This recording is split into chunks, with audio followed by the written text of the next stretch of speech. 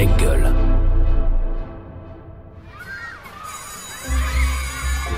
Quand j'étais petite, je voulais être... Quand j'étais petit, je voulais moi, être... quand j'étais petite, je voulais faire... Alors, moi, quand j'étais petite... Petit, moi, je voulais être... J'ai toujours eu envie Petit, je voulais être... Bonjour, Laure. Bonjour, Laure ou Laurie? comme tu veux. C'est toi qui choisis. Je pense qu'on va attaquer avec Laure, et Laurie, de toute façon, reviendra bien évidemment au cours de cet entretien. Merci, surtout, d'avoir accepté d'être une enfant d'Allons Enfants. Avec plaisir. On va attaquer par le commencement, Bah oui, bien évidemment. allons-y. Tout commence pour toi le 2 mai 1982. C'est ça. C'est un dimanche, au Plessis-Bouchard, dans le Val d'Oise. Que peux-tu nous dire de plus sur le jour de ta naissance? Alors, ce que je peux dire, c'est que la veille, ma mère, alors tout ça on me l'a raconté bien évidemment, était partie, ils avaient fait donc un petit déj en famille, ils étaient partis se promener en forêt et elle a commencé à avoir des contractions et ils sont allés à la clinique. Et là, ils lui ont dit, madame, on vous garde. Et en fait, ma mère, elle a dit, non, c'est pas possible parce que j'ai eu des gens pour le déjeuner, j'ai pas rangé, j'ai pas fait la vaisselle, faut que je rentre chez moi, j'ai pas mes affaires. Et en fait, ce qui l'inquiétait, c'était plus de laisser la maison en bordel que le fait que j'arrive, quoi. Donc voilà, et puis je suis arrivée très tôt le matin, je crois. Exactement. On va vérifier avec la version de maman. Ah, d'accord. Donc je suis rentrée à la clinique le 1er mai et Laure est née le 2 mai au matin. Donc ça a quand même été un accouchement un peu difficile, mais ceci dit, ça s'est très très bien passé. Ta véritable identité, on l'a dit, c'est Laure Monique Esther. On ne rigole pas. Non, Monique comme le prénom de tes deux grands-mères. Exactement. Paternelle comme maternelle. Mais est-ce que tu sais pourquoi tes parents ont choisi ce prénom de Laure? Je crois que c'est mon père qui adorait ce prénom. Et ma mère, elle m'a souvent dit, elle m'a dit, heureusement que j'aimais ce prénom parce que pour ton père, c'était catégorique, quoi. Alors après, pourquoi lui, il aimait ce prénom, comment il en a entendu parler, est-ce qu'il connaissait quelqu'un ou pas, ça je ne sais pas. Mais en tout cas, je sais que ma mère, elle a dit, heureusement que j'aimais bien ce prénom parce que il voulait rien d'autre. Et si t'avais été un garçon? Attends, ils me l'ont dit. Cyril? Non? Cédric? Cyril? On vérifie. Mon mari, il avait choisi un prénom de fille, et c'était Laure, et c'était pas autre chose. Et puis du coup, un garçon, on avait trouvé vraiment Cyril, et c'était vraiment une roue de secours mais c'était de toute façon, ça ne pouvait être qu'une fille, d'après mon mari. Voilà. Ouais. C'était lui qui a choisi le prénom, et c'était vraiment Laure. Il fallait pas changer, c'était ça. Ouais, c'est ça. Et puis à l'écho, ils n'avaient pas voulu savoir en fait. Si j'étais une fille ou un garçon. Et pour eux, voilà, mon père, il était sûr, il était persuadé que c'était une fille. Alors, dans Allons Enfants, on aime bien aussi offrir un petit cadeau à notre invité. C'est l'occasion aussi de se replonger, qui sait, dans l'enfance. Alors voilà, ce petit paquet que Raphaël te remet. Merci. Qu'est-ce que c'est que ça?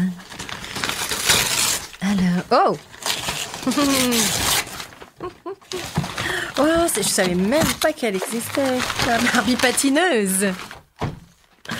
Alors, raconte-nous ce que c'est. Alors, c'est une Barbie avec des patins aux pieds. Et à côté, il y a une petite fille qui a aussi des patins aux pieds. Voilà. Alors, le patinage, c'est aussi un sport exigeant, avec lequel il y a une certaine forme de rigueur, il y a une certaine forme... On va pas dire de risque, mais il y a quand même des gadins, il y a quand même des bleus, il y a quand même parfois aussi la peur, une fois qu'on a chuté. Ce sport-là aussi, il explique peut-être pas mal de choses dans ta construction.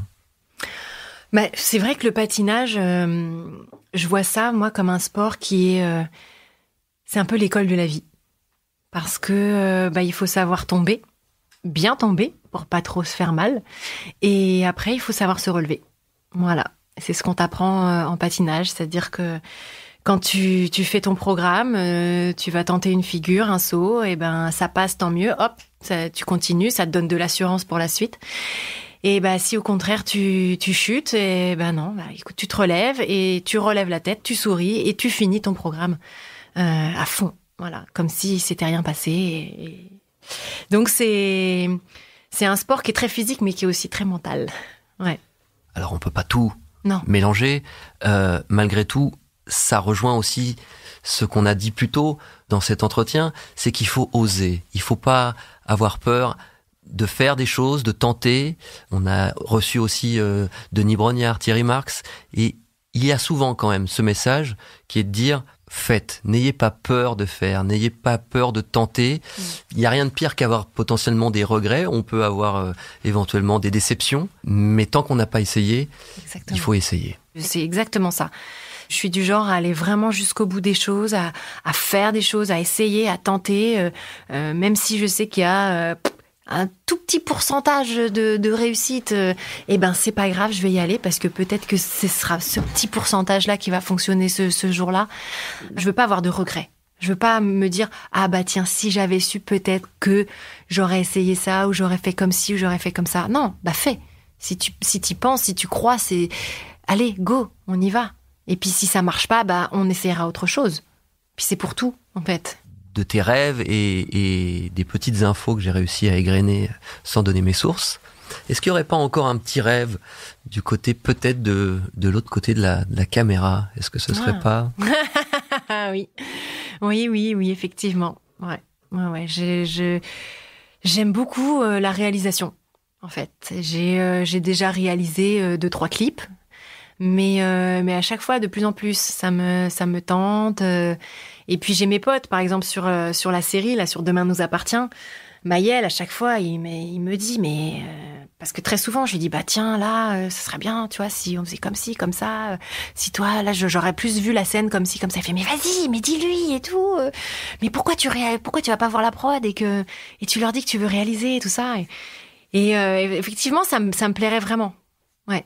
On a hâte et on va suivre ça, évidemment, avec attention. Avant de conclure, on est obligé, parce qu'on n'en a pas parlé, ce mot n'est pas encore sorti, cette expression n'est pas encore arrivée, la positive attitude. Oui. Ce terme qui est absolument indissociable de Laurie, et Laurie qui est indissociable de la positive attitude. Je crois qu'Héloïse va nous en parler très bien et elle est plus particulièrement concernée. Oui. Laure m'a dit qu'elle travaillait sur un deuxième album avec son producteur de l'époque qui s'appelait Johnny Williams. On est partis toutes les deux au Portugal et Laure m'avait dit puisque tu écris et que tu écris tout le temps, ça me ferait super plaisir que tu me proposes des textes. Un soir d'insomnie, j'ai pris un cahier et puis j'ai essayé de réfléchir à ce que m'évoquait Laure. Et il m'est venu tout de suite cette formule, la positive attitude. En fait, c'est tellement pas du tout moi que en fait j'ai fait un texte qui ne me ressemblait pas du tout et qui ressemblait à finalement l'admiration que j'avais pour elle. Et c'est devenu la positive attitude. Voilà. C'est Lolo. C'est Lolo qui m'a écrit cette chanson et c'est vrai que Lolo, elle m'a vu naître quand je lui ai dit écris un texte, pense à moi et voilà et qu'elle m'écrit ça. Waouh. C'est génial, quoi. Je pense que c'est une des personnes qui me connaît le mieux. Elle a pas menti. Et cette positive attitude, elle continue évidemment de t'accompagner. Ce livre est encore là pour le prouver. C'est pas si compliqué. C'est la continuité de cette positive attitude. Exactement. En fait, dans ce livre, c'est tout plein de conseils que je donne pour le quotidien, pour tout plein de choses, plein de moments de la vie, pour rester le plus serein et le plus positif. C'est des petites choses de rien du tout, mais qui marchent tellement sur moi. Je me suis dit, mais pourquoi ne pas en faire profiter les autres personnes. Et puis comme je lis aussi énormément de livres de développement personnel, chaque chapitre, à la fin de chaque chapitre, il y a le livre qui m'a aidé. De référencement. Ouais, de référence, qui m'a aidé à continuer, à travailler un peu plus sur moi, tel ou tel sujet. J'avais envie de partager ça. On termine toujours l'émission avec cette question, un peu signature. Si tu te retrouvais là, maintenant, face à Laure, quand elle a 13 ans, quand elle est au lendemain de cette blessure au genou, aujourd'hui, qu'est-ce que tu voudrais lui dire ? d'y croire, de ne jamais baisser les bras et de toujours s'écouter. Parce que la vérité, en fait, elle est au fond de nous. Voilà. Merci.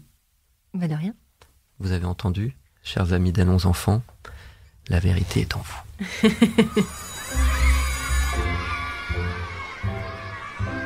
Allons Enfants est un podcast Engel présenté par Romain Ballan. Abonnez-vous pour découvrir nos prochains épisodes. Production et réalisation, Raphaël Fruchard. Ingénieur du son, Thomas Gabriel. Coordination de production, Alix Pénichon.